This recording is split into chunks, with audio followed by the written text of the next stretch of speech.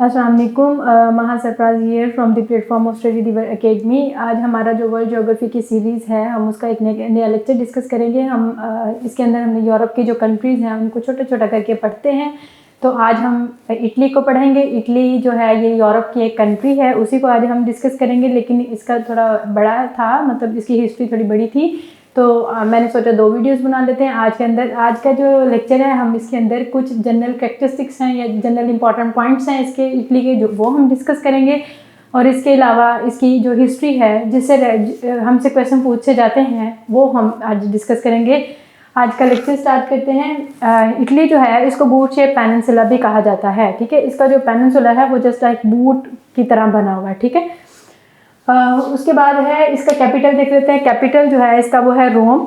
रोम जो है इसके जो दूसरे अदर नेम्स हैं वो देख लेते हैं। अक्सर पेपर के अंदर पूछा जाता है। इसको सिटी ऑफ 7 हिल्स भी कहा जाता है और सिटी ऑफ इटर्नल होप भी कहा जाता है रोम को, ठीक है। रोम की एक इम्पॉर्टेंट बात ये भी है, रोम के अंदर एक कंट्री भी है, ठीक है। रोम अपने अंदर एक छोटी सी कंट्री भी समाई हुई है उसने, उसका नेम है वेटिकन सिटी, जिसको हम दी होली सी भी कहते हैं। और ये जो यूनाइटेड नेशन है उसकी एक ऑब्जर्वर स्टेट भी है, ठीक है। और जो है वेटिकन सिटी को कंट्री का दर्जा कब मिला था या स्टेट का कब मिला था, उसको 1929 के अंदर। और वहाँ पर जो रोमन कैथोलिक चर्च है उसका हेडक्वार्टर भी है वेटिकन सिटी के अंदर, ठीक है। और जो पोप है वो उसका भी होम यही है। और पोप कौन सा है? पोप फ्रांसिस जो इस वक्त है। उसके बाद है करेंसी जो है इस वक्त इटली की, वो है यूरो। और लैंग्वेज अगर वो पूछता है तो इटालियन है इटली की लैंग्वेज, और इसकी ये ऑफिशियल लैंग्वेज ही है। उसके बाद एयरलाइन जो है एलिटालिया, ठीक है, इसका एक एयरलाइन है। इसके अलावा एक और एयरलाइन भी होती है ब्लू पैनोरामा, वो भी इसके अंदर अक्सर आती है। उसके बाद इसकी न्यूज़ एजेंसी देख लेते हैं। न्यूज़ एजेंसी है अंसा, ANSA, अंसा जो है वो इटली में रहती है, ठीक है। और अगर हम इसकी सीक्रेट एजेंसी देखें वो है AISI, ठीक है। जो न्यूज़ एजेंसी है वो है अंसा, और अगर वो सीक्रेट एजेंसी पूछता है तो वो है AISI। उसके बाद है इसका रिपब्लिक डे। रिपब्लिक डे जो है ये 2 जून को सेलिब्रेट करता है। रिपब्लिक डे का मतलब है कि वहाँ पर कॉन्स्टिट्यूशन बन गया था। तो ये कब से सेलिब्रेट कर रहा है? 1946 से, 1946 से रिपब्लिक डे कब से सेलिब्रेट कर रहा है? 2 जून 1946। और अगर उसके इंडिपेंडेंस डे देखें, इंडिपेंडेंस डे वो 17 मार्च को सेलिब्रेट करता है, इंडिपेंडेंस डे, ठीक है। ये हुआ था 1861 में। इसकी मैं हिस्ट्री बाद में बताती हूँ। इंडिपेंडेंस डे कब से सेलिब्रेट किया जा रहा है? 1961 से। और अगर वो पूछता है कि रिपब्लिक डे कब से सेलिब्रेट किया जा रहा है, तो आप लोगों ने कहना है 1946 से, 1946 से। उसके बाद इटली की छोटी सी हिस्ट्री देख लेते हैं। हिस्ट्री में सबसे पहले रोम का है। रोम जो सिटी है कब डिस्कवर किया गया था? It was discovered in 753 BC, ठीक है। 753 BC के अंदर रोम को डिस्कवर किया गया था। अक्सर PPSC के अंदर ये क्वेश्चन पूछा जाता है, ठीक है। और ये जो है ये रोमुलस और रेमस जो थे, ये दोनों भाई थे, उन्होंने डिस्कवर किया था रोम को, ठीक है।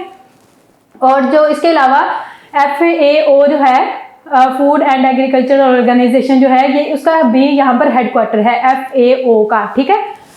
उसके बाद है 44 BC, 44 BC के अंदर अगर हम देखें तो यहाँ पर एक जूलियस सीजर एक लीडर हुआ करता था, उसकी असैसिनेशन हो गई थी। अगर पेपर के अंदर वो पूछता है जूलियस सीजर जो है कहाँ का लीडर था, तो मेन लीडर, तो वो आप लोगों ने कहना है इटली का।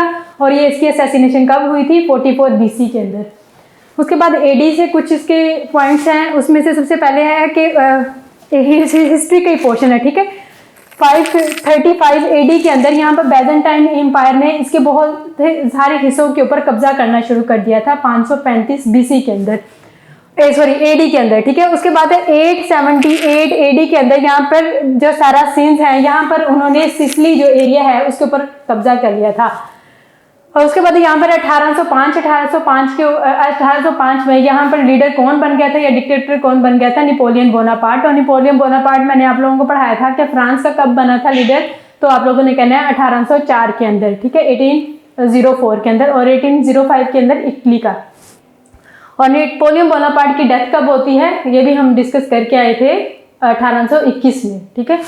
उसके बाद नेपोलियन बोनापार्ट तो 1805 में आ गया था, इटली का बन गया था, हुक्मरान बन गया था, लेकिन उसने हुक्मरान का जो ओहदा है वो कब छोड़ा था, मतलब इटली से वो कब उसको उस सीट से उतार दिया गया था, 1814 के अंदर, ठीक है, 1814 के अंदर, जब नेपोलियन बोनापार्ट ने 1814 के अंदर इटली का जो तख्त है या थ्रोन है उसको जब क्विट किया था, तो उसके बाद इटली जो है वो छोटे छोटे टुकड़ों के अंदर डिवाइड हो गया था, ठीक है।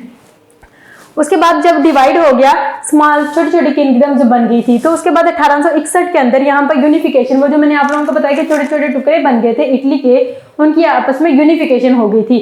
तो अब आप लोगों को पता चल गया कि 1861 से क्यों वो सेलिब्रेट करता आ रहा है अपना इंडिपेंडेंस डे, ठीक है।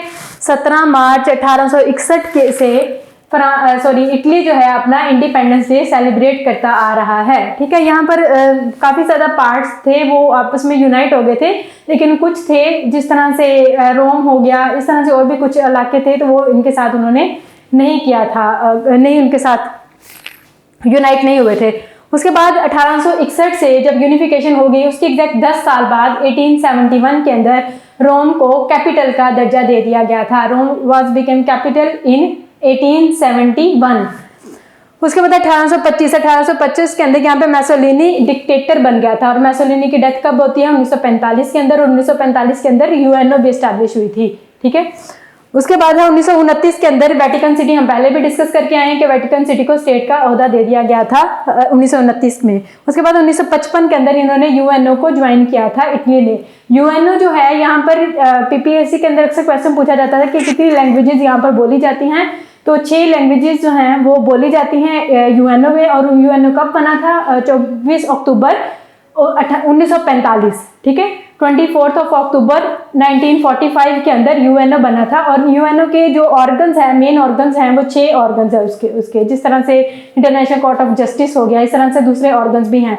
तो नेक्स्ट वीडियो के अंदर आई थॉट कि मैं आप लोगों को यूएनओ पढ़ाऊंगी, ठीक है, यूएनओ हम डिस्कस करेंगे। उसके बाद इसकी हिस्ट्री कंटिन्यू करते हैं आगे। इटली की 1960 के अंदर, 1960 के अंदर यहाँ पर ओलंपिक्स हुई थी, और उन ओलंपिक्स के अंदर हमने जो पाकिस्तान ने वहाँ पर गोल्ड मेडल विन किया था हॉकी के अंदर, ठीक है, हॉकी के अंदर। और अगर आपसे वो पूछता है कि इंडिया ने हॉकी के अंदर पहला गोल्ड मेडल कब विन किया था, तो आप लोगों ने कहना है 1956 के अंदर। 1956 के अंदर हमारा पहला कॉन्स्टिट्यूशन भी आया था। उसके बाद है 1998 के अंदर इटली ने यूरोपियन यूनियन को ज्वाइन किया था। यूरोपियन यूनियन यहाँ पर लिख देती हूँ, यूरोपियन यूनियन को ज्वाइन किया था। उसके बाद है 2002 के अंदर 2002 के अंदर इनकी करेंसी जो है वो यूरो बन गई थी, लेकिन पहले इनकी करेंसी जो है वो लीरा हुआ करती थी। और इस वक्त लीरा किस कंट्री की करेंसी है, आप लोगों ने मुझे कमेंट बॉक्स में बताना है। उसके बाद इसकी जो करंट अफेयर से रिलेटेड कुछ इंपॉर्टेंट पॉइंट्स है वो हम डिस्कस कर लेते हैं। इसका सबसे पहले प्रेसिडेंट देखते हैं। प्रेसिडेंट जो है वो सर्जियो मैट्रेला, हम पहले भी डिस्कस करके आए हैं। Sergio Mattarella is currently acting as president of Italy. और अगर वो पूछता है कि who is current prime minister of Italy, then you will say Giorgia Meloni, ठीक है। जियोर्जिया मेलोनी की हम पहले भी डिस्कस करके आए हैं करंट अफेयर्स के लेक्चर के अंदर, and he is first Italian female prime minister, ठीक है। उसके बाद है यहाँ पे अगर वो पूछता है कि इससे पहले जियोर्जिया मेलोनी से पहले कौन सा प्राइम मिनिस्टर था, तो आप लोगों ने कहना है मैरियो द्रागी। मैरियो द्रागी का हम पहले भी डिस्कस करके आए हैं करंट अफेयर की सीरीज के अंदर। आप लोगों को लेक्चर कैसा लगा? और कुछ लोग कहते हैं कि बोर होता है लेक्चर, लेकिन जब मैं पढ़ा करती थी तो मुझे भी बोर ही लगता था, मुझे भी अपने टीचर बोर ही लगते थे। लेकिन ये जो चीज़ें होती हैं इनको बार बार रिवीजन देने से फिर ये याद होती हैं। ऐसे तो मतलब अगर आप कहते हैं कि एक ही दफ़ा देख के आप वीडियो याद हो जाएगी, तो इस तरह MCQs याद नहीं होते। आप लोग बार बार इसको रीडिंग दिया करें, याद हो जाएगा। तो मैं ज़रा साइड पे हो जाती हूँ, आप लोग स्क्रीनशॉट ले लें।